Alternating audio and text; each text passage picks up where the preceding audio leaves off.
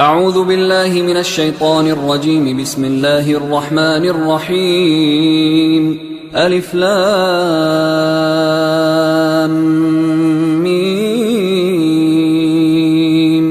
ذلك الكتاب لا ريب فيه هدى للمتقين الذين يؤمنون بالغيب ويقيمون الصلاة ومما رزقناهم ينفقون والذين يؤمنون بما أنزل إليك وما أنزل من قبلك وبالآخرة هم يوقنون أولئك على هدى من ربهم وأولئك هم المفلحون. إن الذين كفروا سواء عليهم أأنذرتهم أم لم تنذرهم لا يؤمنون. ختم الله على قلوبهم وعلى سمعهم وعلى أبصارهم غشاوة ولهم عذاب عظيم. ومن الناس من يقول آمنا بالله وباليوم الآخر وما هم بمؤمنين يخادعون الله والذين آمنوا وما يخدعون إلا أنفسهم وما يشعرون. في قلوبهم مرض فزادهم الله مرضا ولهم عذاب أليم بما كانوا يكذبون. وإذا قيل لهم لا تفسدوا في الأرض قالوا إنما نحن مصلحون ألا إنهم هم المفسدون ولكن لا يشعرون. وإذا قيل لهم آمنوا كما آمن الناس قالوا أنؤمن كما آمن السفهاء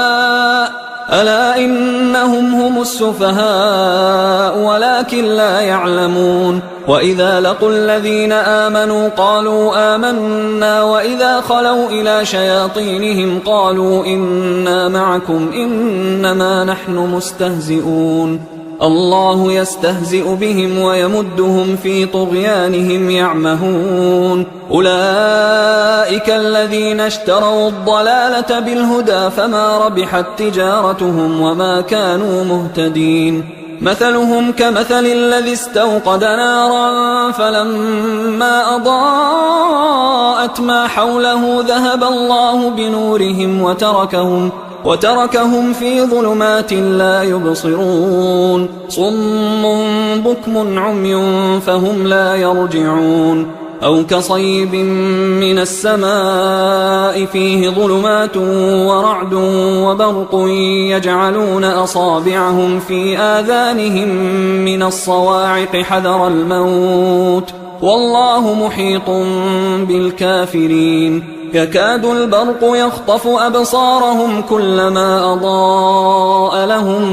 مشوا فيه وإذا أظلم عليهم قاموا ولو شاء الله لذهب بسمعهم وأبصارهم إن الله على كل شيء قدير. يا أيها الناس اعبدوا ربكم الذي خلقكم والذين من قبلكم لعلكم تتقون. الذي جعل لكم الأرض فراشا والسماء بناء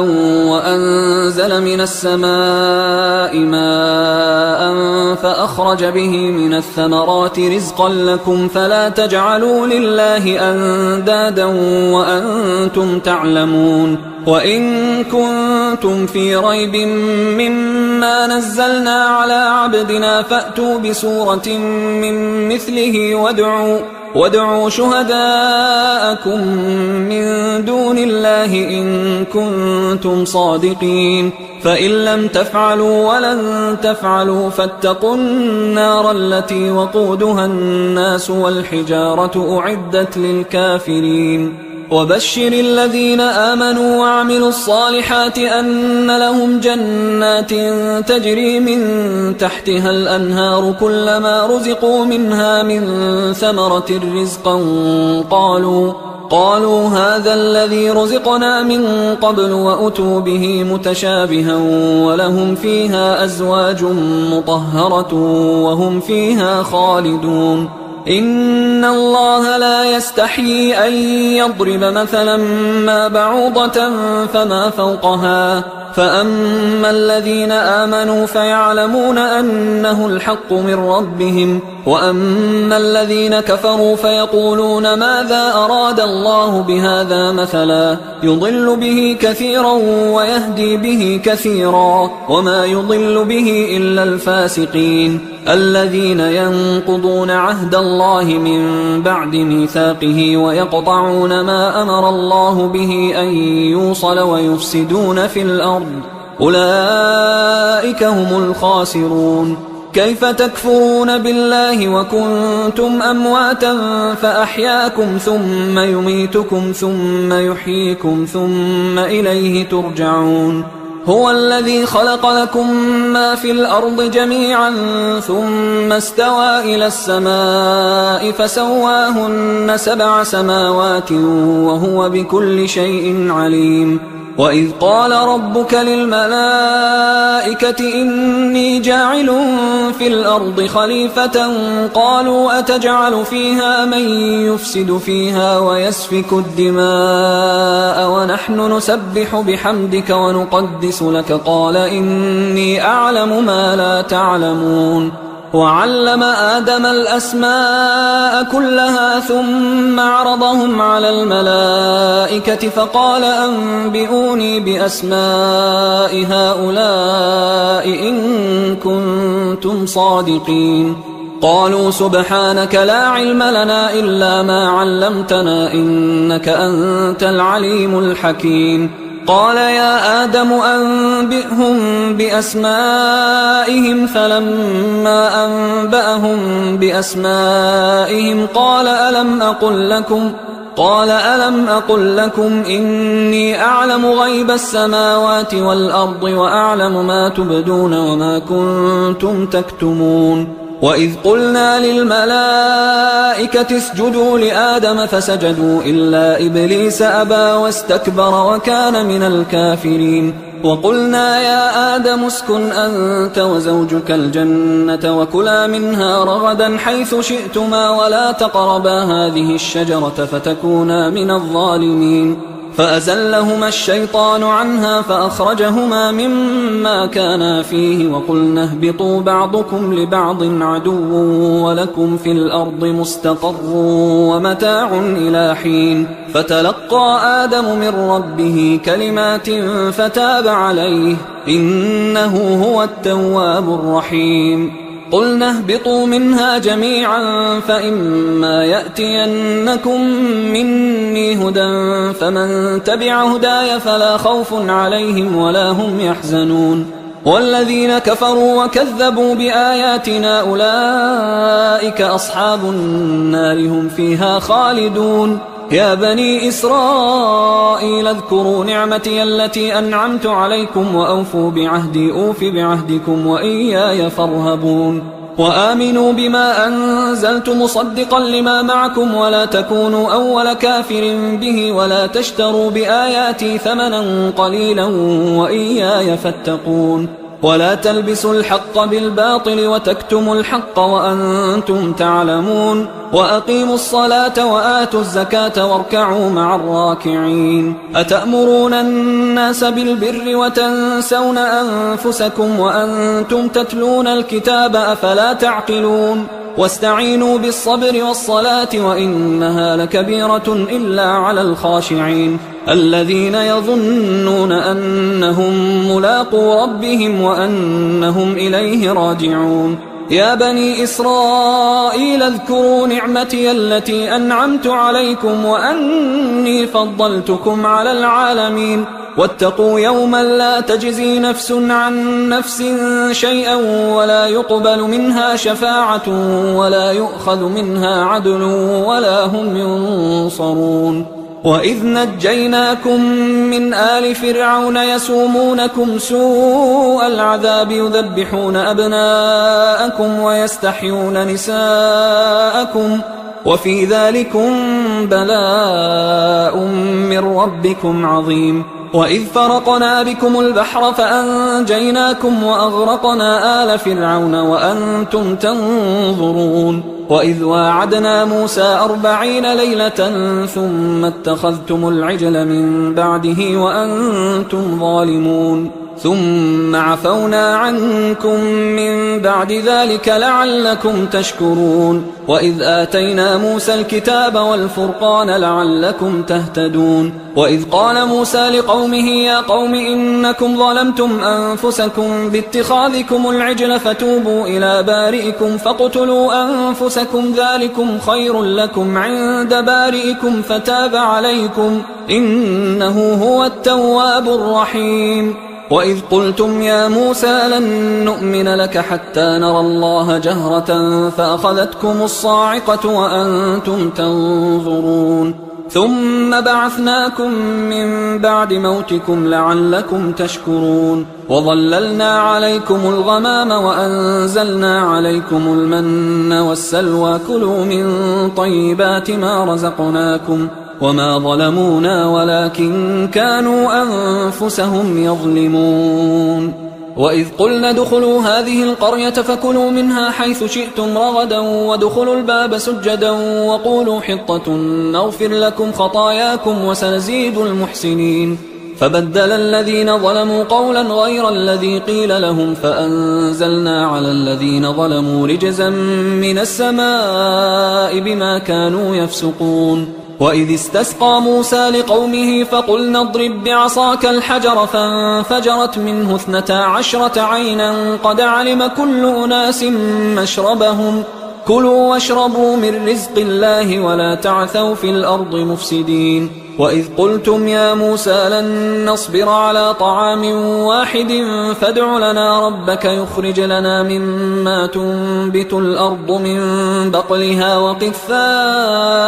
وفومها وعدسها وبصلها قال أتستبدلون الذي هو أدنى بالذي هو خير اهبطوا مصرا فإن لكم ما سألتم وضربت عليهم الذلة والمسكنة وباءوا بغضب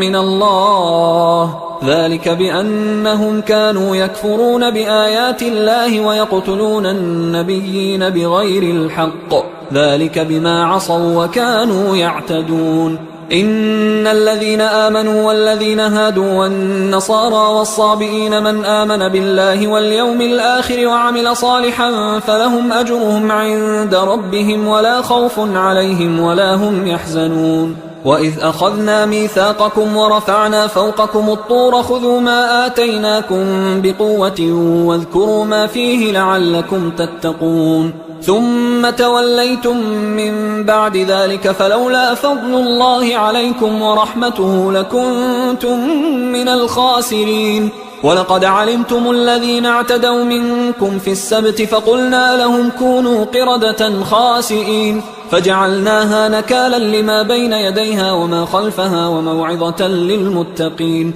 وإذ قال موسى لقومه إن الله يأمركم أن تذبحوا بقرة قالوا أتتخذنا هزوا قال أعوذ بالله أن أكون من الجاهلين قالوا ادع لنا ربك يبين لنا ما هي قال إنه يقول إنها بقرة لا فارض ولا بكر عوان بين ذلك فافعلوا ما تؤمرون قالوا ادع لنا ربك يبين لنا ما لونها قال إنه يقول إنها بقرة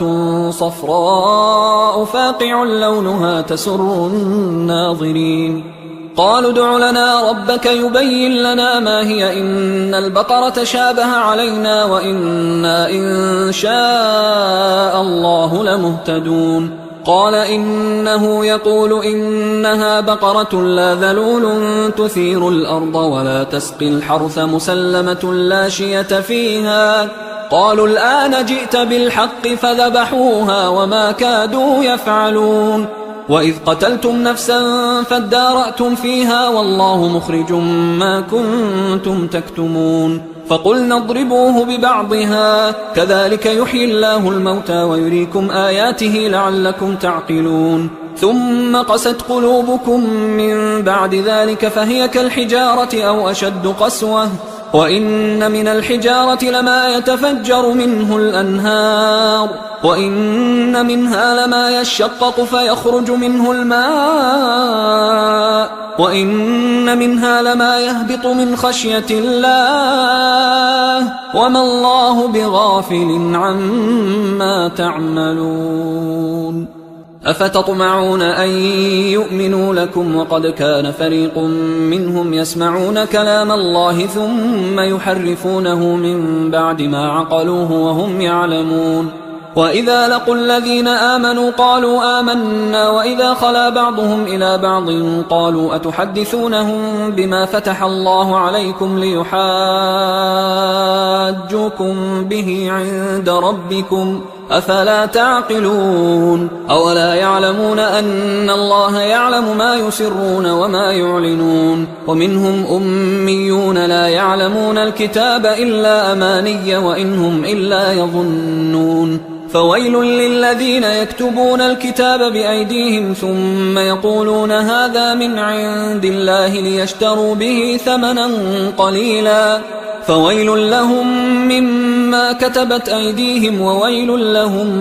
مما يكسبون وقالوا لن تمسنا النار إلا أياما معدودة قل أتخذتم عند الله عهدا فلن يخلف الله عهده أم تقولون على الله ما لا تعلمون بلى من كسب سيئة وأحاطت به خطيئته فأولئك أصحاب النار هم فيها خالدون والذين آمنوا وعملوا الصالحات أولئك أصحاب الجنة هم فيها خالدون وإذ أخذنا ميثاق بني إسرائيل لا تعبدون إلا الله وبالوالدين إحسانا وذي القربى واليتامى والمساكين وقولوا للناس حسنا وأقيموا الصلاة وآتوا الزكاة ثم توليتم إلا قليلا منكم وأنتم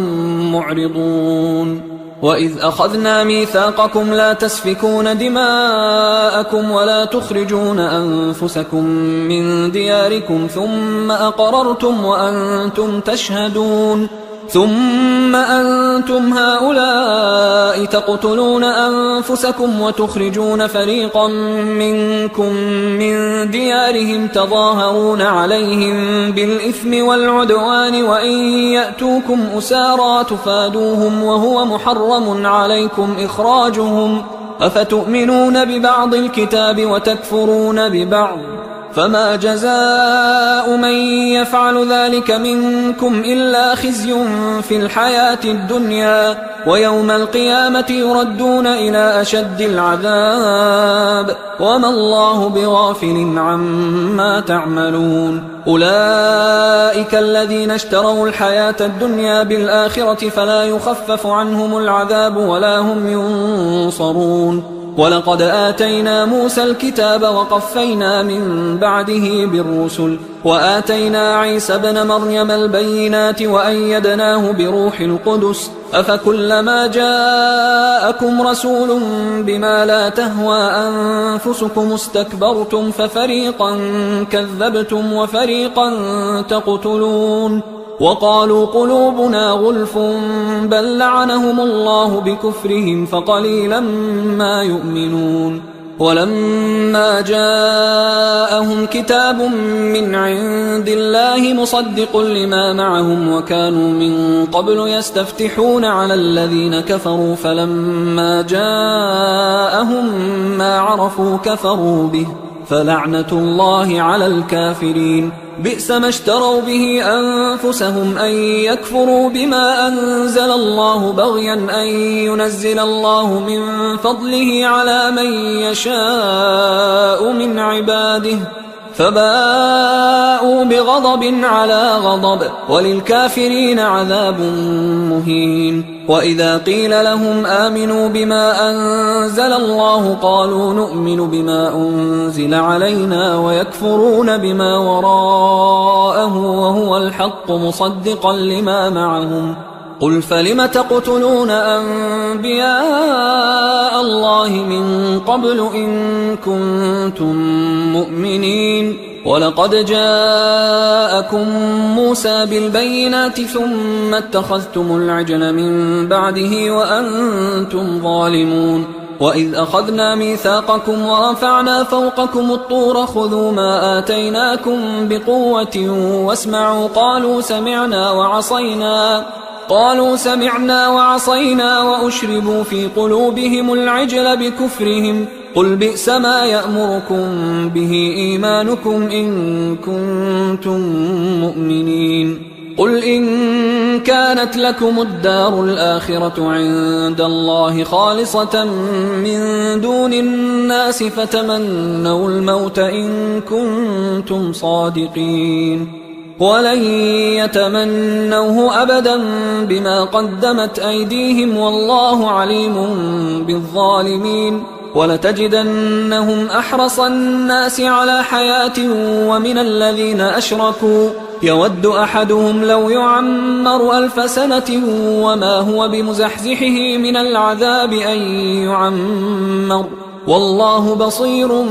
بما يعملون قل من كان عدوا لجبريل فإنه نزله على قلبك بإذن الله مصدقا لما بين يديه وهدى وبشرى للمؤمنين من كان عدوا لله وملائكته ورسله وجبريل وميكال فإن الله عدو للكافرين ولقد أنزلنا إليك آيات بينات وما يكفر بها إلا الفاسقون أوكلما عاهدوا عهدا نبذه فريق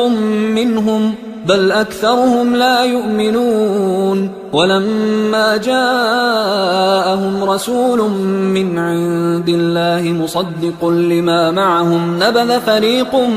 من الذين أوتوا الكتاب كتاب الله وراء ظهورهم كأنهم لا يعلمون واتبعوا ما تتلو الشياطين على ملك سليمان وما كفر سليمان ولكن الشياطين كفروا يعلمون الناس السحر وما أنزل على الملكين ببابل هاروت وماروت وما يعلمان من أحد حتى يقولا إنما نحن فتنة فلا تكفر فيتعلمون منهما ما يفرقون به بين المرء وزوجه وما هم بضارين به من أحد إلا بإذن الله ويتعلمون ما يضرهم ولا ينفعهم ولقد علموا لمن اشتراه ما له في الآخرة من خلاق ولبئس ما شروا به أنفسهم لو كانوا يعلمون ولو أنهم آمنوا واتقوا لمثوبة من عند الله خير لو كانوا يعلمون يا أيها الذين آمنوا لا تقولوا راعنا وقولوا انظرنا واسمعوا وللكافرين عذاب أليم ما يود الذين كفروا من أهل الكتاب ولا المشركين أن ينزل عليكم من خير من ربكم والله يختص برحمته من يشاء والله ذو الفضل العظيم ما ننسخ من آية أو ننسها نأت بخير منها أو مثلها ألم تعلم أن الله على كل شيء قدير ألم تعلم أن الله له ملك السماوات والأرض وما لكم من دون الله من ولي ولا نصير أم تريدون أن تسألوا رسولكم كما سئل موسى من قبل ومن يتبدل الكفر بالإيمان فقد ضل سواء السبيل ود كثير من أهل الكتاب لو يردونكم من بعد إيمانكم كفارا حسدا من عند أنفسهم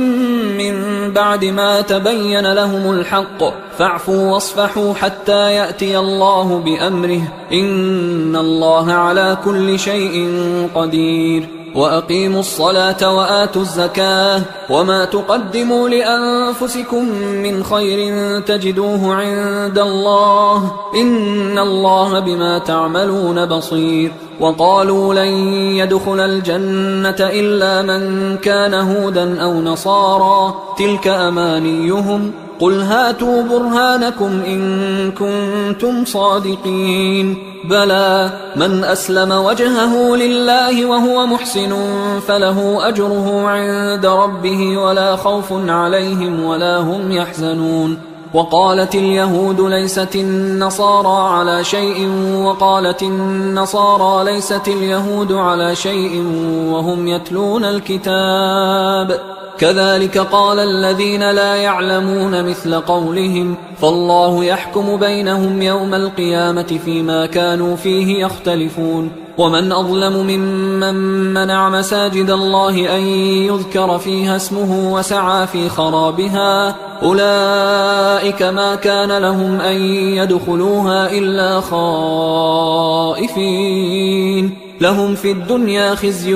ولهم في الآخرة عذاب عظيم ولله المشرق والمغرب فأينما تولوا فثم وجه الله إن الله واسع عليم وقالوا اتخذ الله ولدا سبحانه بل له ما في السماوات والأرض كل له قانتون بديع السماوات والأرض وإذا قضى أمرا فإنما يقول له كن فيكون وقال الذين لا يعلمون لولا يكلمنا الله أو تأتينا آية كذلك قال الذين من قبلهم مثل قولهم تشابهت قلوبهم قد بينا الآيات لقوم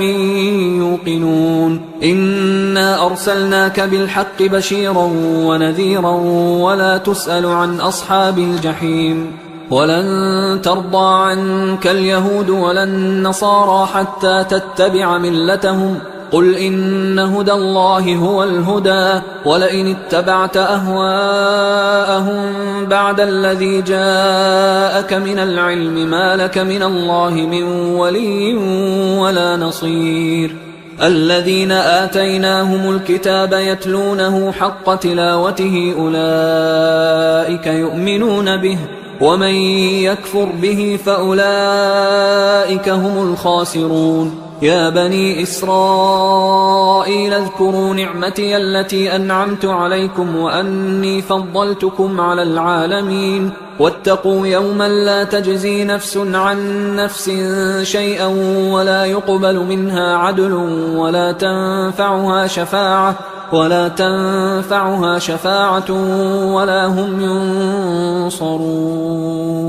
وإذ ابتلى إبراهيم ربه بكلمات فأتمهن قال إني جاعلك للناس إماما قال ومن ذريتي قال لا ينال عهد الظالمين وإذ جعلنا البيت مثابة للناس وأمنا واتخذوا من مقام إبراهيم مصلى وعهدنا إلى إبراهيم وإسماعيل أن طهرا بيتي للطائفين والعاكفين والركع السجود وإذ قال إبراهيم رب اجعل هذا بلدا آمنا وارزق أهله من الثمرات من آمن منهم بالله واليوم الآخر قال ومن كفر فأمتعه قليلا ثم أضطره إلى عذاب النار وبئس المصير وإذ يرفع إبراهيم القواعد من البيت وإسماعيل ربنا تقبل منا إنك أنت السميع العليم ربنا وجعلنا مسلمين لك ومن ذريتنا أمة مسلمة لك وأرنا مناسكنا وتب علينا إنك أنت التواب الرحيم ربنا وبعث فيهم رسولا منهم يتلو عليهم آياتك ويعلمهم الكتاب والحكمة ويزكيهم إنك أنت العزيز الحكيم ومن يرغب عن ملة إبراهيم إلا من سفه نفسه ولقد اصطفيناه في الدنيا وإنه في الآخرة لمن الصالحين إذ قال له ربه أسلم قال أسلمت لرب العالمين. ووصى بها إبراهيم بنيه ويعقوب يا بني إن الله اصطفى لكم الدين فلا تموتن إلا وأنتم مسلمون. أم كنتم شهداء إذ حضر يعقوب الموت إذ قال لبنيه ما تعبدون من بعدي قالوا نعبد إلهك وإله آبائك إبراهيم وإسماعيل وإسحاق إلها واحدا ونحن له مسلمون. تلك أمة قد خلت لها ما كسبت ولكم ما كسبتم ولا تسألون عما كانوا يعملون. وقالوا كونوا هودا أو نصارى تهتدوا قل بل ملة إبراهيم حنيفا وما كان من المشركين. قولوا آمنا بالله وما أنزل إلينا وما أنزل إلى إبراهيم وإسماعيل وإسحاق ويعقوب والأسباط وما أوتي موسى وعيسى وما أوتي النبيون من ربهم لا نفرق بين أحد منهم ونحن له مسلمون. فإن آمنوا بمثل ما آمنتم به فقد اهتدوا وإن تولوا فإنما هم في شقاق فسيكفيكهم الله وهو السميع العليم. صبغة الله ومن أحسن من الله صبغة ونحن له عابدون. قل أتحاجوننا في الله وهو ربنا وربكم ولنا أعمالنا ولكم أعمالكم ونحن له مخلصون. أم تقولون إن إبراهيم وإسماعيل وإسحاق ويعقوب والأسباط كانوا هودا أو نصارى قل أأنتم أعلم أم الله ومن أظلم ممن كتم شهادة عنده من الله وما الله بغافل عما تعملون. تلك أمة قد خلت لها ما كسبت ولكم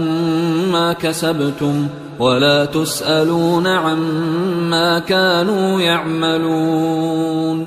سيقول السفهاء من الناس ما ولاهم عن قبلتهم التي كانوا عليها قل لله المشرق والمغرب يهدي من يشاء إلى صراط مستقيم. وكذلك جعلناكم أمة وسطا لتكونوا شهداء على الناس ويكون الرسول عليكم شهيدا. وما جعلنا القبلة التي كنت عليها إلا لنعلم من يتبع الرسول ممن ينقلب على عقبيه وإن كانت لكبيرة إلا على الذين هدى الله وما كان الله ليضيع إيمانكم إن الله بالناس لرؤوف رحيم. قد نرى تقلب وجهك في السماء فلنولينك قبلة ترضاها فول وجهك شطر المسجد الحرام وحيث ما كنتم فولوا وجوهكم شطره وإن الذين أوتوا الكتاب ليعلمون أنه الحق من ربهم وما الله بغافل عما يعملون. ولئن أتيت الذين أوتوا الكتاب بكل آية ما تبعوا قبلتك وما أنت بتابع قبلتهم وما بعضهم بتابع قبلة بعض ولئن اتبعت أهواءهم من بعد ما جاءك من العلم إنك إذا لمن الظالمين. الذين آتيناهم الكتاب يعرفونه كما يعرفون أبناءهم وإن فريقا منهم ليكتمون الحق وهم يعلمون. الحق من ربك فلا تكونن من الممترين ولكل وجهة هو موليها فاستبقوا الخيرات أينما تكونوا يأت بكم الله جميعا إن الله على كل شيء قدير ومن حيث خرجت فول وجهك شطر المسجد الحرام وإنه للحق من ربك وما الله بغافل عما تعملون ومن حيث خرجت فول وجهك شطر المسجد الحرام وحيث ما كنتم فولوا وجوهكم شطره لئلا يكون للناس عليكم حجة إلا الذين ظلموا منهم فلا تخشوهم واخشوني ولأتم نعمتي عليكم ولعلكم تهتدون كما أرسلنا فيكم رسولا منكم يتلو عليكم آياتنا ويزكيكم ويعلمكم الكتاب والحكمة ويعلمكم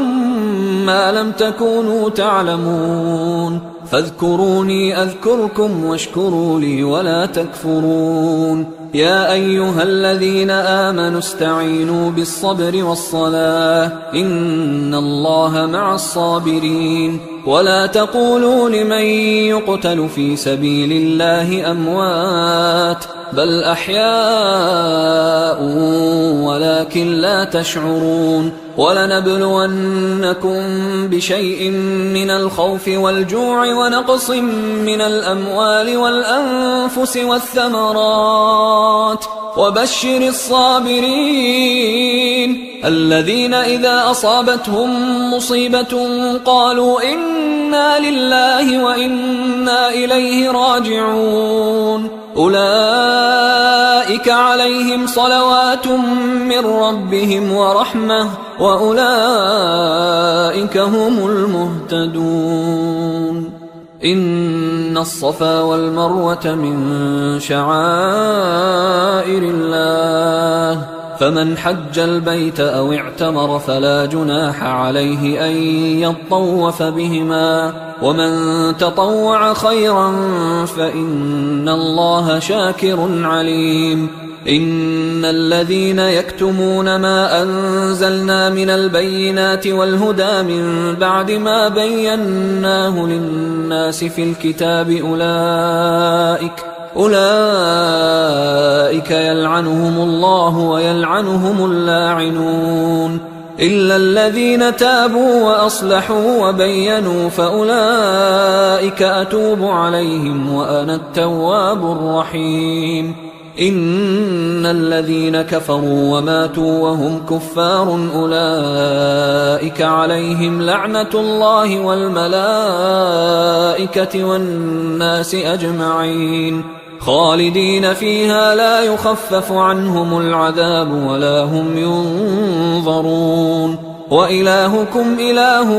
واحد لا إله إلا هو الرحمن الرحيم إن في خلق السماوات والأرض واختلاف الليل والنهار والفلك التي تجري في البحر بما ينفع الناس وما أنزل الله من السماء من ماء فأحيا به الأرض بعد موتها وبث فيها من كل دابة وتصريف الرياح والسحاب المسخر بين السماء والأرض لآيات لقوم يعقلون ومن الناس من يتخذ من دون الله أندادا يحبونهم كحب الله والذين آمنوا أشد حبا لله ولو يرى الذين ظلموا إذ يرون العذاب أن القوة لله جميعا وأن الله شديد العذاب إذ تبرأ الذين اتبعوا من الذين اتبعوا ورأوا العذاب وتقطعت بهم الأسباب وقال الذين اتبعوا لو أن لنا كرة فنتبرأ منهم كما تبرأوا منا كذلك يريهم الله أعمالهم حسرات عليهم وما هم بخارجين من النار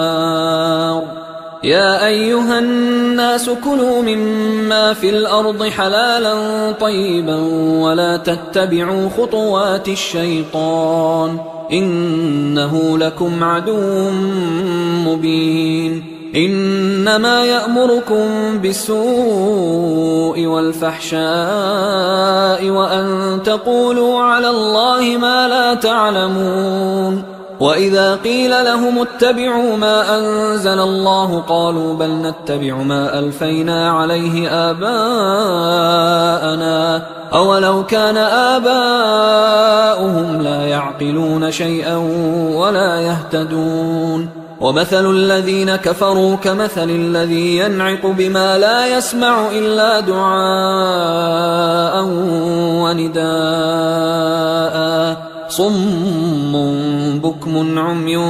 فهم لا يعقلون يا أيها الذين آمنوا كلوا من طيبات ما رزقناكم واشكروا لله إن كنتم إياه تعبدون إنما حرم عليكم الميتة والدم ولحم الخنزير وما أهل به لغير الله فمن اضطر غير باغ ولا عاد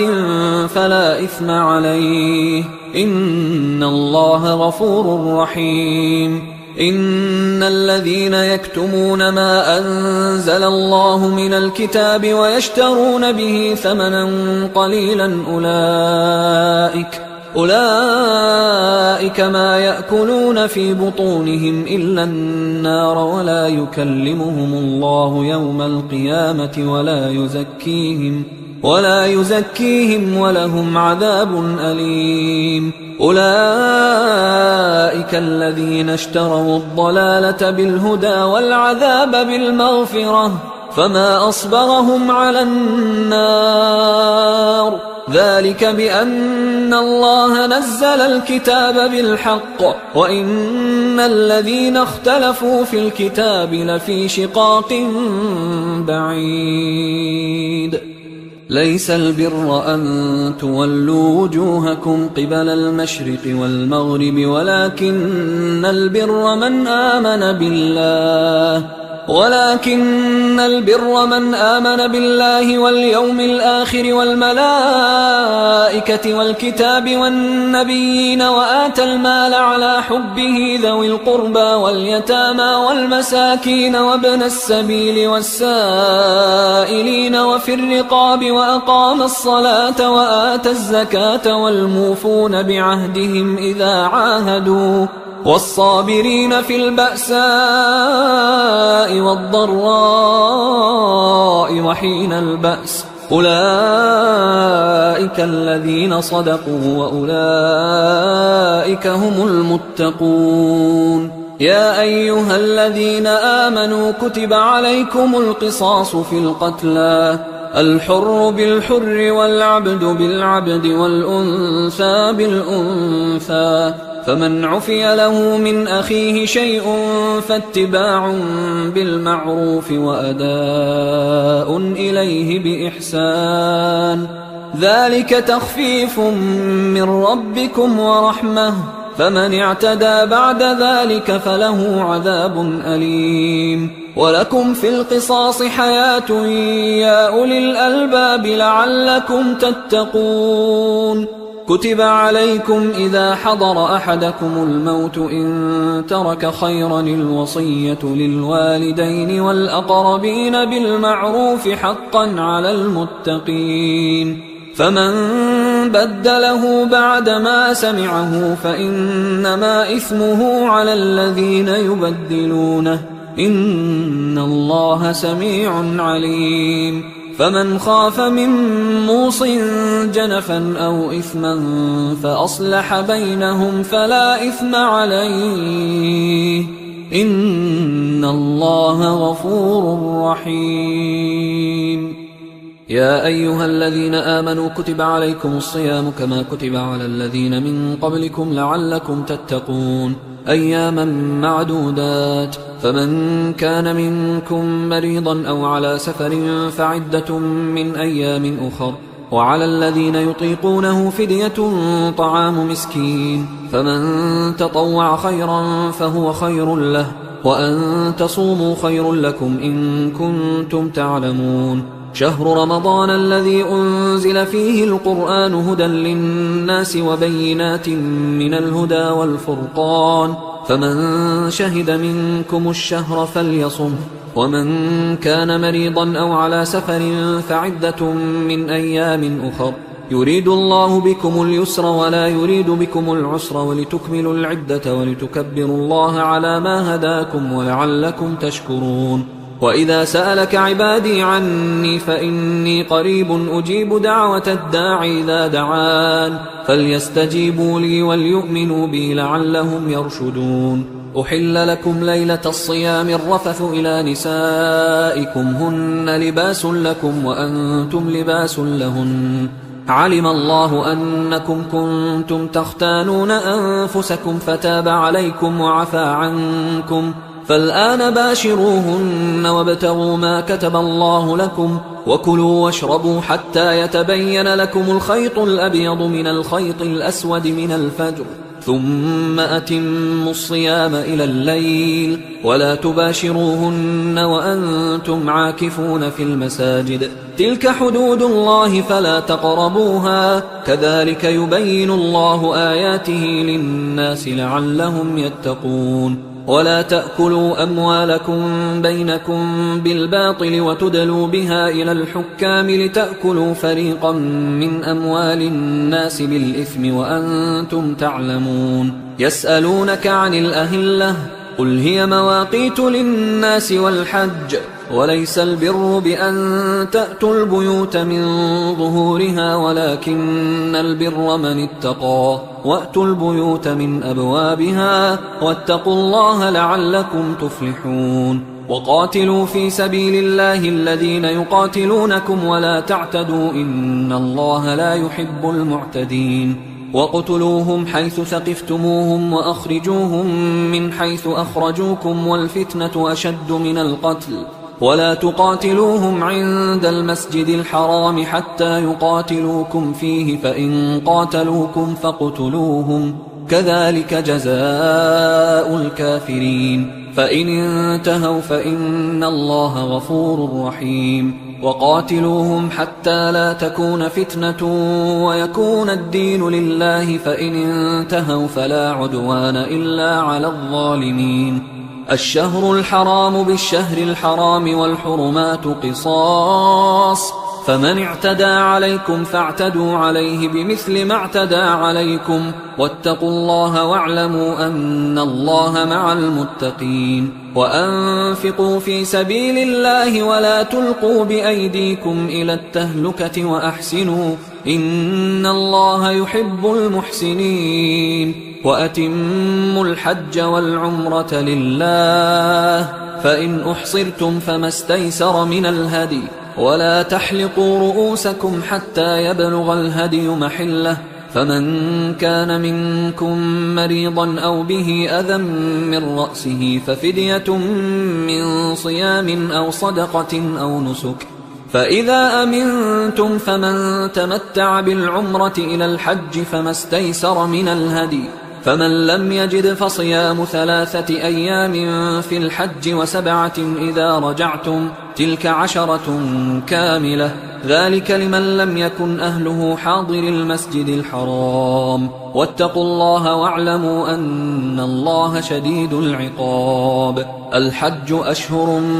معلومات، فمن فرض فيهن الحج فلا رفث ولا فسوق ولا جدال في الحج وما تفعلوا من خير يعلمه الله وتزودوا فإن خير الزاد التقوى واتقون يا أولي الألباب ليس عليكم جناح أن تبتغوا فضلا من ربكم فإذا أفضتم من عرفات فاذكروا الله عند المشعر الحرام واذكروه كما هداكم وإن كنتم من قبله لمن الضالين ثم أفيضوا من حيث أفاض الناس واستغفروا الله إن الله غفور رحيم فإذا قضيتم مناسككم فاذكروا الله كذكركم آباءكم أو أشد ذكرا فمن الناس من يقول ربنا آتنا في الدنيا وما له في الآخرة من خلاق ومنهم من يقول ربنا آتنا في الدنيا حسنة وفي الآخرة حسنة وقنا عذاب النار أولئك لهم نصيب مما كسبوا والله سريع الحساب واذكروا الله في أيام معدودات فمن تعجل في يومين فلا إثم عليه ومن تأخر فلا إثم عليه لمن اتقى واتقوا الله واعلموا أنكم إليه تحشرون ومن الناس من يعجبك قوله في الحياة الدنيا ويشهد الله على ما في قلبه وهو ألد الخصام وإذا تولى سعى في الأرض ليفسد فيها ويهلك الحرث والنسل والله لا يحب الفساد وإذا قيل له اتق الله أخذته العزة بالإثم فحسبه جهنم ولبئس المهاد ومن الناس من يشري نفسه ابتغاء مرضات الله والله رؤوف بالعباد يا أيها الذين آمنوا ادخلوا في السلم كافة ولا تتبعوا خطوات الشيطان إنه لكم عدو مبين فإن زللتم من بعد ما جاءتكم البينات فاعلموا أن الله عزيز حكيم هل ينظرون إلا أن يأتيهم الله في ظلل من الغمام والملائكة وقضي الأمر وإلى الله ترجع الأمور سل بني إسرائيل كم آتيناهم من آية بينة ومن يبدل نعمة الله من بعد ما جاءته فإن الله شديد العقاب زين للذين كفروا الحياة الدنيا ويسخرون من الذين آمنوا والذين اتقوا فوقهم يوم القيامة والله يرزق من يشاء بغير حساب كان الناس أمة واحدة فبعث الله النبيين مبشرين ومنذرين وأنزل معهم الكتاب بالحق ليحكم بين الناس فيما اختلفوا فيه وما اختلف فيه إلا الذين أوتوه من بعد ما جاءتهم البينات بغيا بينهم فهدى الله الذين آمنوا لما اختلفوا فيه من الحق بإذنه والله يهدي من يشاء إلى صراط مستقيم أم حسبتم أن تدخلوا الجنة ولما يأتكم مثل الذين خلوا من قبلكم مستهم البأساء والضراء وزلزلوا حتى يقول الرسول والذين آمنوا معه متى نصر الله ألا إن نصر الله قريب يسألونك ماذا ينفقون قل ما أنفقتم من خير فللوالدين والأقربين واليتامى والمساكين وابن السبيل وما تفعلوا من خير فإن الله به عليم كتب عليكم القتال وهو كره لكم وعسى أن تكرهوا شيئا وهو خير لكم وعسى أن تحبوا شيئا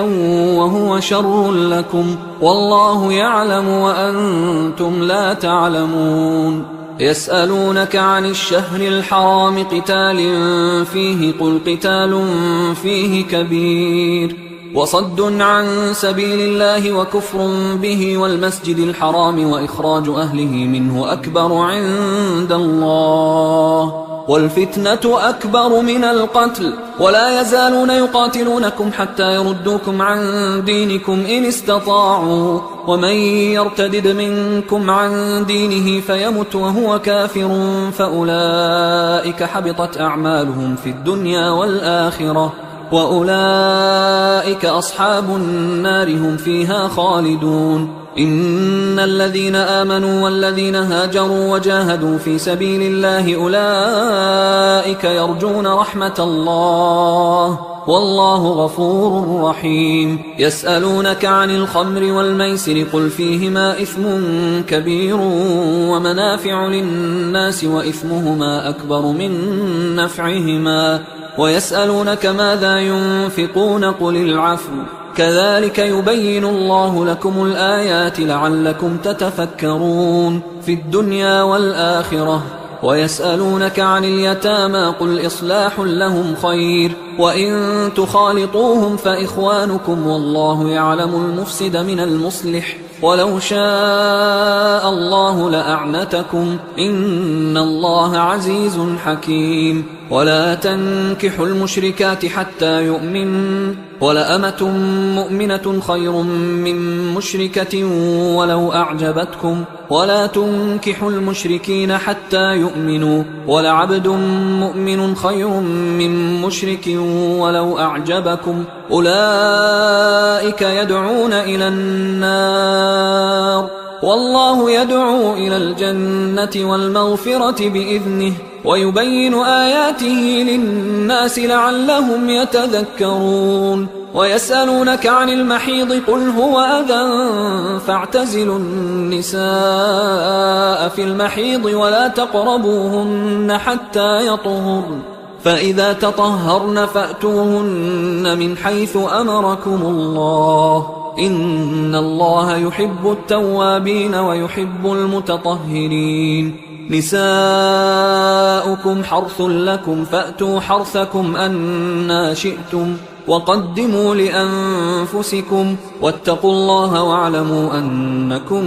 ملاقوه وبشر المؤمنين ولا تجعلوا الله عرضة لأيمانكم أن تبروا وتتقوا وتصلحوا بين الناس والله سميع عليم لا يؤاخذكم الله باللغو في أيمانكم ولكن يؤاخذكم بما كسبت قلوبكم والله غفور حليم للذين يؤلون من نسائهم تربص 4 أشهر فإن فاءوا فإن الله غفور رحيم وإن عزموا الطلاق فإن الله سميع عليم والمطلقات يتربصن بأنفسهن 3 قروء ولا يحل لهن أن يكتمن ما خلق الله في أرحامهن إن كن يؤمن بالله واليوم الآخر وبعولتهن أحق بردهن في ذلك إن أرادوا إصلاحا ولهن مثل الذي عليهن بالمعروف وللرجال عليهن درجة والله عزيز حكيم الطلاق 2 فإمساك بمعروف أو تسريح بإحسان ولا يحل لكم أن تأخذوا مما آتيتموهن شيئا إلا أن يخافا ألا يقيما حدود الله فإن خفتم ألا يقيما حدود الله فلا جناح عليهما فيما افتدت به، تلك حدود الله فلا تعتدوها، ومن يتعد حدود الله فأولئك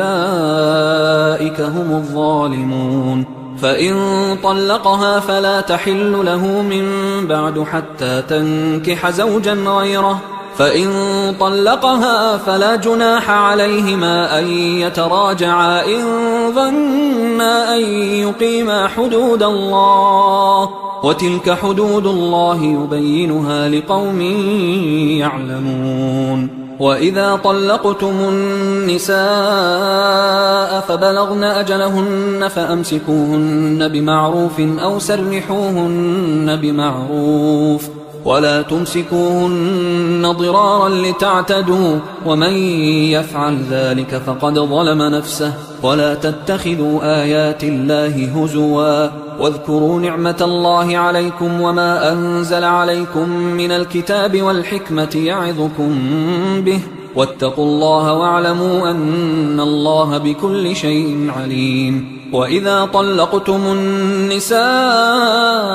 فبلغن أجلهن فلا تعضلوهن أن ينكحن أزواجهن إذا تراضوا بينهم بالمعروف، ذلك يوعظ به من كان منكم يؤمن بالله واليوم الآخر، ذلكم أزكى لكم وأطهر، والله يعلم وأنتم لا تعلمون. والوالدات يرضعن أولادهن حولين كاملين لمن أراد أن يتم الرضاعة، وعلى المولود له رزقهن وكسوتهن بالمعروف، لا تكلف نفس إلا وسعها، لا تضار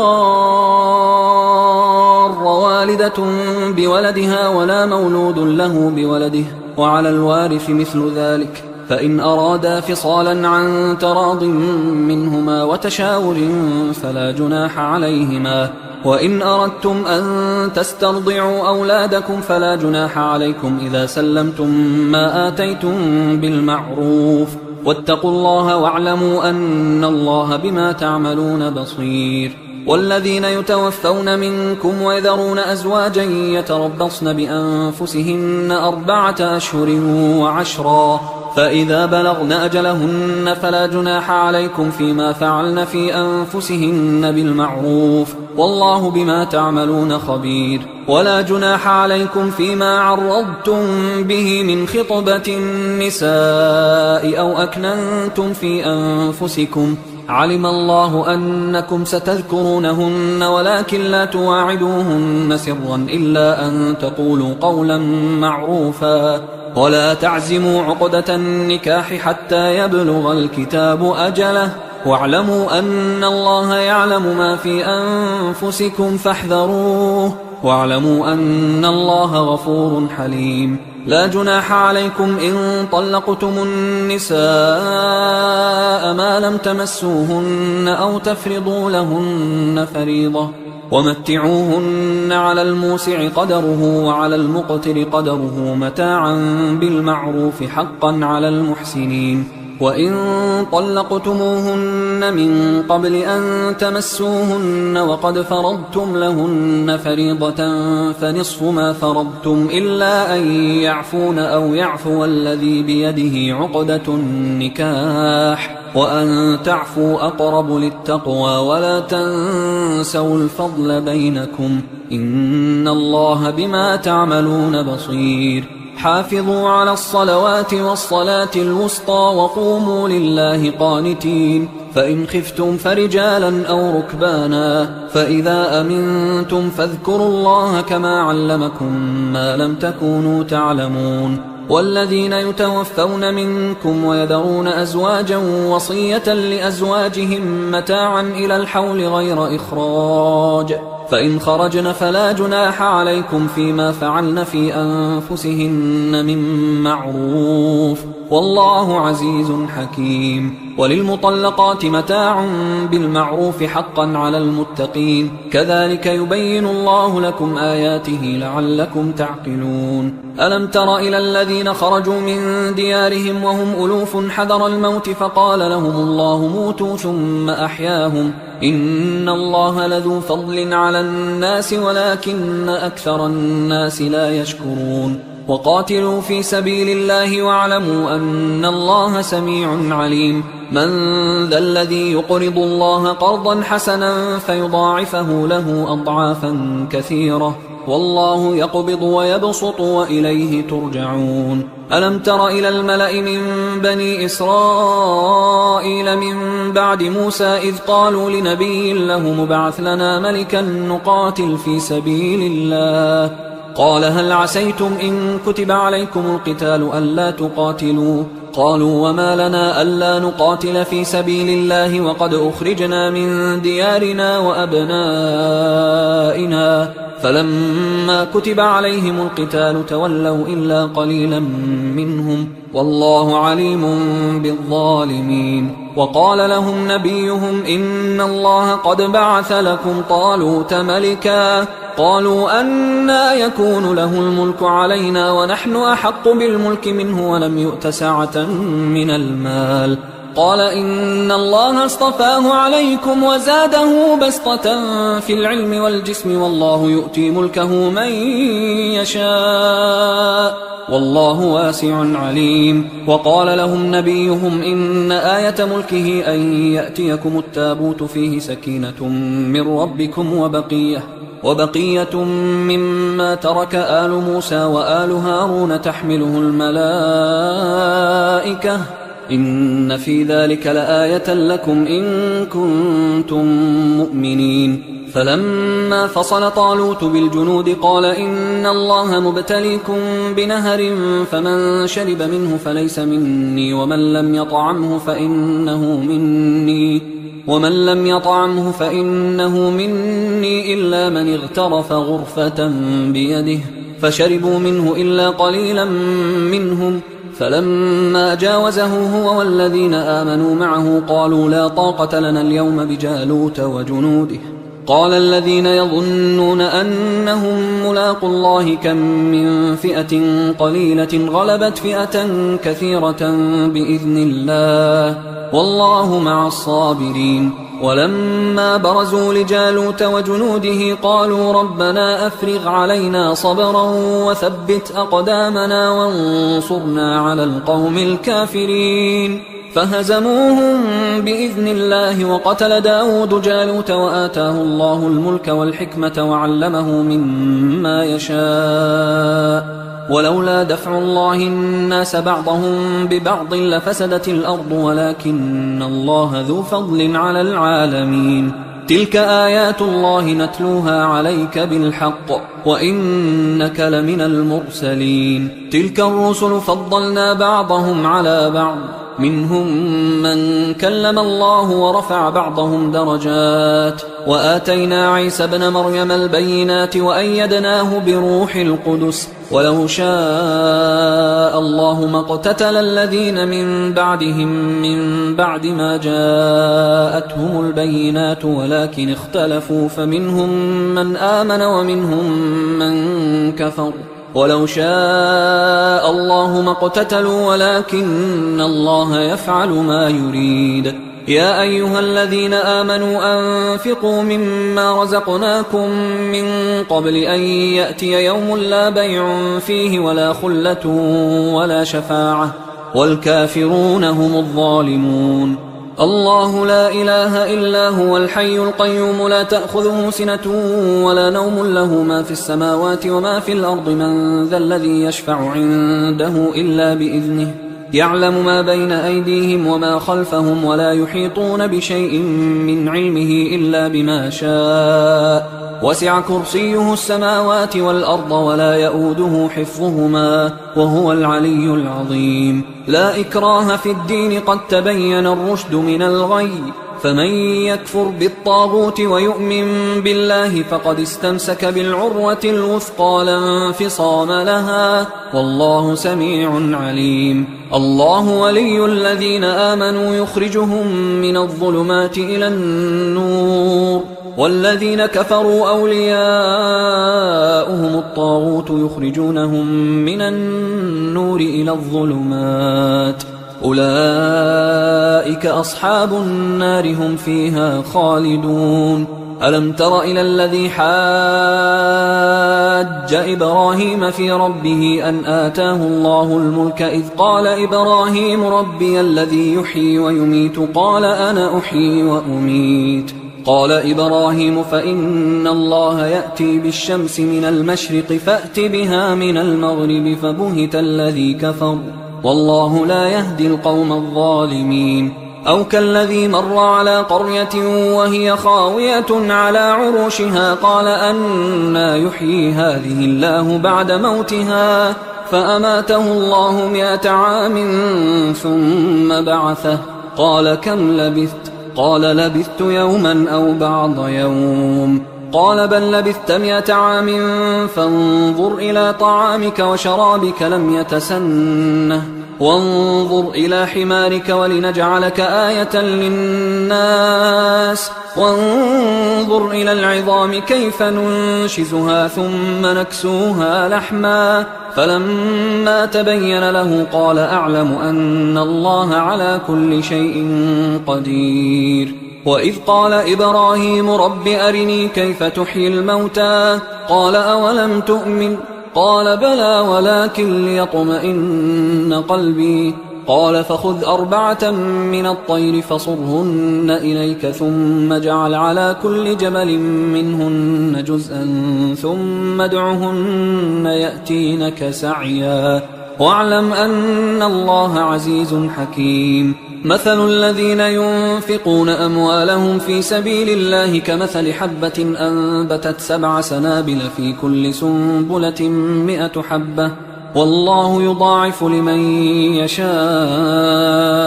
والله واسع عليم. الذين ينفقون أموالهم في سبيل الله ثم لا يتبعون ما أنفقوا منا ولا أذى لهم أجرهم عند ربهم ولا خوف عليهم ولا هم يحزنون. قول معروف ومغفرة خير من صدقة يتبعها أذى والله غني حليم. يا أيها الذين آمنوا لا تبطلوا صدقاتكم بالمن والأذى كالذي ينفق ماله رئاء الناس ولا يؤمن بالله واليوم الآخر فمثله كمثل صفوان عليه تراب فأصابه وابل فتركه صلدا لا يقدرون على شيء مما كسبوا والله لا يهدي القوم الكافرين. ومثل الذين ينفقون أموالهم ابتغاء مرضات الله وتثبيتا من أنفسهم كمثل جنة بربوة أصابها وابل فآتت أكلها ضعفين فإن لم يصبها وابل فطل والله بما تعملون بصير. أيود أحدكم أن تكون له جنة من نخيل وأعناب تجري من تحتها الأنهار له فيها من كل الثمرات وأصابه الكبر وله ذرية ضعفاء فأصابها إعصار فيه نار فاحترقت كذلك يبين الله لكم الآيات لعلكم تتفكرون. يا أيها الذين آمنوا أنفقوا من طيبات ما كسبتم ومما أخرجنا لكم من الأرض ولا تيمموا الخبيث منه تنفقون ولستم بآخذيه إلا أن تغمضوا فيه واعلموا أن الله غني حميد. الشيطان يعدكم الفقر ويأمركم بالفحشاء والله يعدكم مغفرة منه وفضلا والله واسع عليم. يؤتي الحكمة من يشاء ومن يؤت الحكمة فقد أوتي خيرا كثيرا وما يذكر إلا أولو الألباب. وما أنفقتم من نفقة أو نذرتم من نذر فإن الله يعلمه وما للظالمين من أنصار. إن تبدوا الصدقات فنعما هي وإن تخفوها وتؤتوها الفقراء فهو خير لكم ويكفر عنكم من سيئاتكم والله بما تعملون خبير. ليس عليك هداهم ولكن الله يهدي من يشاء وما تنفقوا من خير فلأنفسكم وما تنفقون إلا ابتغاء وجه الله وما تنفقوا من خير يوفى إليكم وأنتم لا تظلمون. للفقراء الذين أحصروا في سبيل الله لا يستطيعون ضربا في الأرض يحسبهم الجاهل أغنياء من التعفف تعرفهم بسيماهم لا يسألون الناس إلحافا وما تنفقوا من خير فإن الله به عليم. الذين ينفقون أموالهم بالليل والنهار سرا وعلانية فلهم أجرهم عند ربهم ولا خوف عليهم ولا هم يحزنون. الذين يأكلون الربا لا يقومون إلا كما يقوم الذي يتخبطه الشيطان من المس ذلك بأنهم قالوا إنما البيع مثل الربا وأحل الله البيع وحرم الربا. فمن جاءه موعظة من ربه فانتهى فله ما سلف وأمره إلى الله ومن عاد فأولئك أصحاب النار هم فيها خالدون. يمحق الله الربا ويربي الصدقات والله لا يحب كل كفار أثيم. إن الذين آمنوا وعملوا الصالحات وأقاموا الصلاة وآتوا الزكاة لهم أجرهم عند ربهم ولا خوف عليهم ولا هم يحزنون. يا أيها الذين آمنوا اتقوا الله وذروا ما بقي من الربا إن كنتم مؤمنين فإن لم تفعلوا فأذنوا بحرب من الله ورسوله وإن تبتم فلكم رؤوس أموالكم لا تظلمون ولا تظلمون. وإن كان ذو عسرة فنظرة إلى ميسرة وأن تصدقوا خير لكم إن كنتم تعلمون. واتقوا يوما ترجعون فيه إلى الله ثم توفى كل نفس ما كسبت وهم لا يظلمون. يا أيها الذين آمنوا إذا تداينتم بدين إلى أجل مسمى فاكتبوه وليكتب بينكم كاتب بالعدل ولا يأب كاتب أن يكتب كما علمه الله فليكتب وليملل الذي عليه الحق وليتق الله ربه ولا يبخس منه شيئا فإن كان الذي عليه الحق سفيها أو ضعيفا أو لا يستطيع أن يمله فليملل وليه بالعدل واستشهدوا شهيدين من رجالكم فإن لم يكونا رجلين فرجل وامرأتان ممن ترضون من الشهداء أن تضل إحداهما فتذكر إحداهما الأخرى ولا يأبى الشهداء إذا ما دعوا ولا تسأموا أن تكتبوه صغيرا أو كبيرا إلى أجله ذلكم أقسط عند الله وأقوم للشهادة وأدنى ألا ترتابوا إلا أن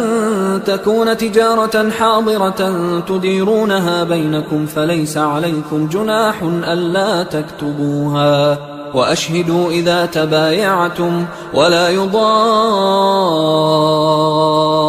كاتب ولا شهيد وإن تفعلوا فإنه فسوق بكم واتقوا الله ويعلمكم الله والله بكل شيء عليم وإن كنتم على سفر ولم تجدوا كاتبا فرهان مقبوضة فإن أمن بعضكم بعضا فليؤدي الذي اؤتمن أمانته وليتق الله ربه ولا تكتموا الشهادة ومن يكتمها فإنه آثم قلبه والله بما تعملون عليم لله ما في السماوات وما في الأرض وإن تبدوا ما في أنفسكم أو تخفوه يحاسبكم به الله فيغفر لمن يشاء ويعذب من يشاء والله على كل شيء قدير آمن الرسول بما أنزل إليه من ربه والمؤمنون كل آمن بالله وملائكته وكتبه ورسله لا نفرق بين أحد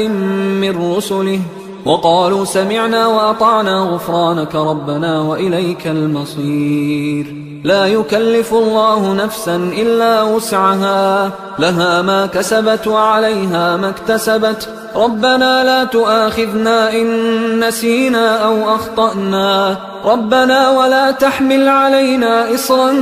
كما حملته على الذين من قبلنا ربنا ولا تحملنا ما لا طاقة لنا به واعف عنا واغفر لنا وارحمنا أنت مولانا فانصرنا على القوم الكافرين